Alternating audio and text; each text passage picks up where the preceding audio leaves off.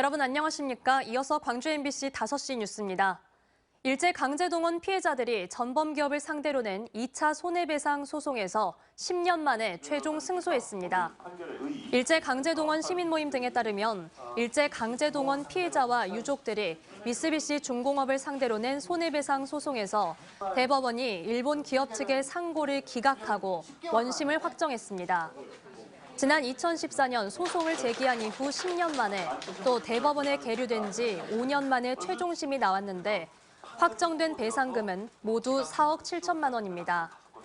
2차 소송 원고 4명 가운데 유족 1명을 제외한 당사자 3명은 모두 별세했습니다. 한편 1차 소송 역시 지난 2018년 대법원 승소 판정을 받았지만 일본 정부, 기업은 여전히 배상과 사죄를 하지 않고 있는 상태입니다. 광주와 대구를 잇는 달빛철도 건설특별법이 오늘 국회 국토교통위원회 법안 소위에 이어 국토위 전체 회의까지 통과하면서 연내 특별법 제정에 불씨가 살아났습니다. 달빛철도 특별법은 오는 27일 법제사위 심사와 이튿날 본회의 상정을 앞두고 있는데 정부 부처의 반대가 심해 제정 무산 가능성도 남아있는 상태입니다. 이번 특별법에는 예비 타당성 조사 면제 조항이 담겨 신속한 사업 추진이 가능해진다는 점에서 의미 있다는 평가가 나옵니다.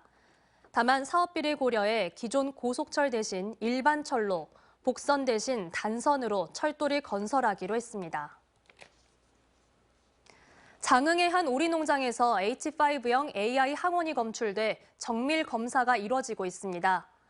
전라남도는 장흥군 회진면의 한 유경 오리농장에서 예찰 검사 도중 H5형 AI 항원을 검출했으며 농장에서 키우던 오리 16,000여 마리를 살처분하고 발생 원인을 분석하고 있다고 밝혔습니다.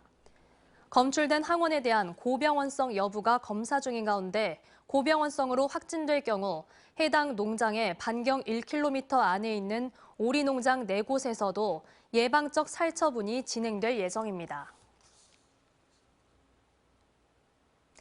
다음 주 5.18 진상규명조사위원회 활동 종료를 앞두고 공개 토론회가 열린 가운데 5.18 유족들이 납득 가능한 진상규명 결과를 내놓을 것을 조사위에 촉구했습니다. 5.18 유족회는 오늘 입장문을 내고 조사위가 발포 명령을 내린 자가 누구인지 등 은폐된 진실을 밝혀줄 것을 기대했지만 조사 결과에 대한 설명이 유족들에게 충분히 이루어지지 않고 있다며 이같이 주장했습니다. 언제 어디서나 내 손 안의 뉴스. 광주 MBC 뉴스 유튜브 구독으로 함께하세요.